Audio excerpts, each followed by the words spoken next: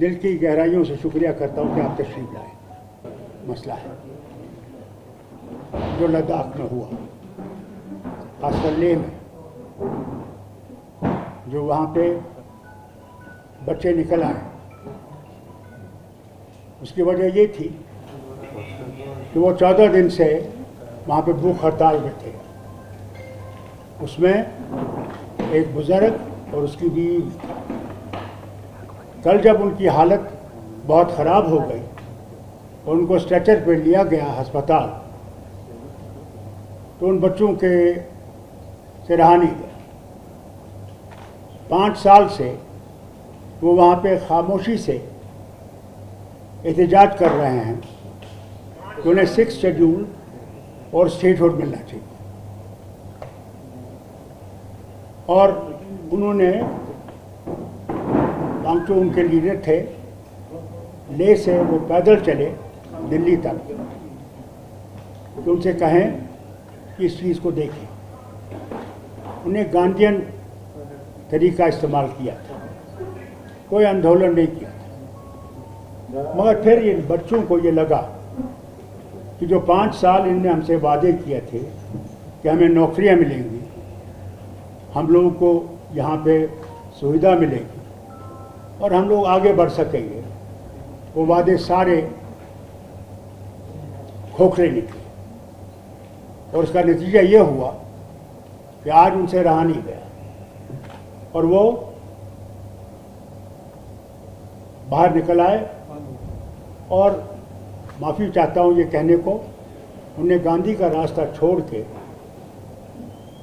आंदोलन का रास्ता लिया, जिसमें कि उन्होंने बहुत सख्त कदम उठाए, जिसमें उन्हें बीजेपी का दफ्तर जला दिया, कई पुलिस की गाड़ियां जला दी, कई और दफ्तरों को उन्हें आग लगाने की कोशिश की और उसमें पुलिस को वहां से गोली चलानी पड़ी। अभी तक तो यह खबर है कि 4 लोग की वो मौत हुई है और कई सीरियस हैं, और कहते हैं करीबन 60 से 80 लोग अस्पताल में हैं, कई उनमें से काफ़ी सीरियस हैं।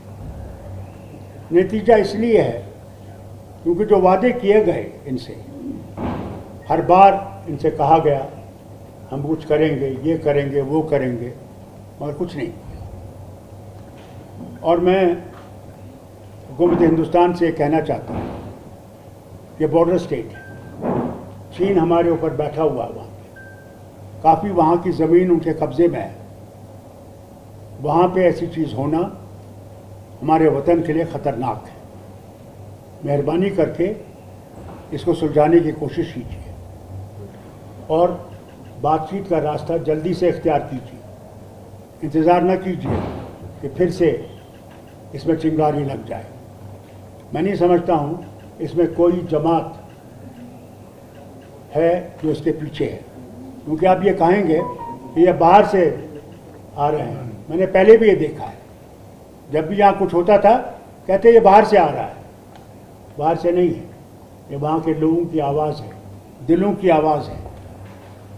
वो अब ज़्यादा इंतज़ार नहीं करेंगे, उन्हें इससे सबक सीखना चाहिए, उन्हें ये भी याद रखना चाहिए उन्हें कश्मीर से ये वादा किया था, जम्मू कश्मीर से इलेक्शन हो जाएंगे, आपके डिलिमिटेशन हो जाएगा, उसके बाद आपको स्टेटहुड दिया जाएगा। आज 11 महीने हो गए, स्टेटहुड का कोई भी हमें सामने नहीं दिख रहा है, कोई मूवमेंट उसके पास नहीं है। उन्हें लद्दाख से सबक सीखना चाहिए। और मैं और मेरी जमात उन बच्चों के साथ हैं जिनकी जानें गई हैं, और हम उनके ख़ानदानों के साथ इस मुश्किल घड़ी में उनके साथ खड़े हैं और अल्लाह से दुआ करते हैं कि उनकी आत्मा को शांति मिले और उनके माँ बाप ये सदमा बर्दाश्त कर सकें। और जो अस्पताल में है, अल्लाह ताला उनको सेहतयाब करे कि वो फिर से अपने कामों में लग जाएं और घर पहुँचें। बहुत बहुत शुक्रिया आपका। डॉक्टर साहब, ये 2019 के बाद इस तरह की आवाजें उठी जिसमें स्टेट और शेड्यूल की मांग की जा रही है, क्या आपको लगता है कि वो अपने आप को इनसिक्योर फील कर रहे हैं? ये तो आपने खुद देख लिया, वो तो खुद कह रहे हैं कि जो आपने हमसे वादे किए थे वो कहाँ हैं। वो कहते हैं आपसे 50,000 की नौकरियों की बात की थी, कोई नौकरी नहीं है। हाई लेवल पे तो कहीं भी कोई नहीं है, सब बाहर से ठोसे गए हैं। वो समझते हैं कि हमें एक कॉलोनी जैसी बना रखी है। इसी की वजह है कि वहाँ के लोगों में, अब खासकर जवानों में हिम्मत आ गई है कि जान जाए मगर हमने अपना हक हासिल करना है। और साहब, अगर हम देखें अभी पहले जो पीसफुल प्रोटेस्ट हुआ करते थे वायलेंट हो गए हैं, तो क्या राजनीतिक दल विशेषकर नेशनल कॉन्फ्रेंस सपोर्ट करता है जो वो युवाओं ने वहां पे किया?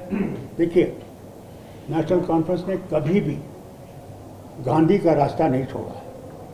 हमने न कभी पत्थर उठाए, न बम चलाए, बल्कि कुर्बानियां दी, मगर वैसा रास्ता इस्तेमाल नहीं किया।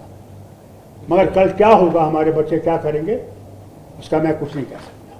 बीजेपी इल्जाम लगा रही है कि सब किया कराया कांग्रेस का है। वो तो जनाब हर वक्त कहीं ना कहीं देखना चाहते हैं, अपना कसूर नहीं देखेंगे, वो दूसरों पे उंगलियां उठाने की कोशिश करेंगे। जिम्मेवार तो वो है, हुकूमत तो वो चला रहे हैं वहां 2019 से। तो कांग्रेस कहां से आई? कांग्रेस तो वहां 5,000 क्या 10 आदमियों को जमा नहीं कर सकती। ये कांग्रेस का नहीं है, वहां लोगों के खुद के दिलों की आवाज है। इसी के ऊपर उंगली मत उठाइए, बल्कि सुलझाने की बात कीजिए, उलझाने की बात मत कीजिए। सर, एमएचए का कहना है कि जो सोनम वांगचुक है, उनकी स्पीचेस जो थे वो प्रोवोकेटिव थे, उनकी वजह से जो वहाँ के यूथ है वो उस वजह से मैं आपको ये बताऊं, ये सब गलत बयानी है इनकी। मुल्क के लोगों को वो सच्चाई से दूर रखने की। वांगचुक ने कभी भी गांधी के रास्ते को नहीं छोड़ा, मगर आज हमारे बच्चों ने वहाँ पे वांगचुक को साइड पर रख दिया और कहा ये रास्ता नहीं चलेगा। अब रास्ता चलेगा तो जो उनने रास्ता इख्तियार किया, उसमें वांगचुक की जिम्मेदारी नहीं है, वो उसमें मुलव्वस नहीं है। Sir, CBI initiated an inquiry into Sonam Wangchuk. Let me tell you, उन्होंने जब इलेक्शन हार गए वहाँ पे, उन लोगों पे, कई लोगों पे वो ड्रैकोनियन लॉ लगाया, सेफ्टी लॉ, जेलों में रखा उनको, क्या क्या घरों में गए तकलीफें देने के लिए, क्योंकि इनका बीजेपी का आदमी जीता नहीं था। अब सीबीआई की इंक्वायरी लगा रहे हैं। जितना ये दबाने की कोशिश करेंगे और जोर और फोर्स को इस्तेमाल करेंगे, इन एजेंसीज को इस्तेमाल करेंगे, मैं माफ़ी कहता हूँ इनसे, बयान कहता हूँ उनको, इस हुकूमत हिंदुस्तान से कहना चाहता हूँ, वो गड़ा फट रहा है, फट गया है। अब आप ताकत को इस्तेमाल मत कीजिए, बहुत हो गया ताकत। अब बातचीत का रास्ता इस्तेमाल कीजिए और आगे चलिए। सिर्फ हवा में बात मत करिए। बात कर रहे हैं, 6 महीने के बाद फिर बात करेंगे। अब नतीजे पे आइए, क्या देने को आप तैयार हैं, वो सवाल है। डॉक्टर साहब, अभी कल सोनम वांगचुक ने ये कहा था कि ये जन-जी का आंदोलन है, तो आपको लगता है कि Ladakh is heading towards like situation Nepal and Bangladesh, उस पर क्या कहेंगे आप? देखिए, Nepal is different, Bangladesh is, they are two independent countries. Here it's our nation, we are the nation itself, the leaders in Delhi are responsible for what has happened in Ladakh. They kept on talking without putting anything in front. So what do you expect those young people to do? They waited, 5 years they waited, hoping that Delhi will wake up and will take into consideration their inner feelings. They feel let down, nothing else.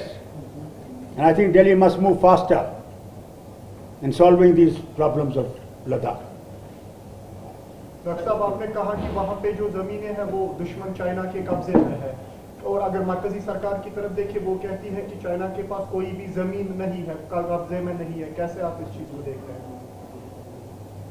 इसके बारे में ये बात कहूँगा, अगर उनके पास कोई ज़मीन नहीं है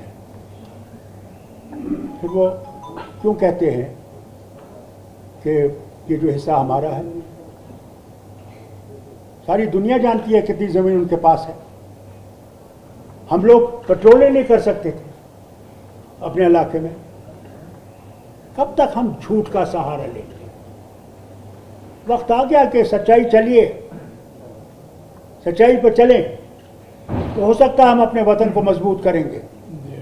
झूठ कब तक चलेगा? एक दिन तो झूठ टूट ही जाता है।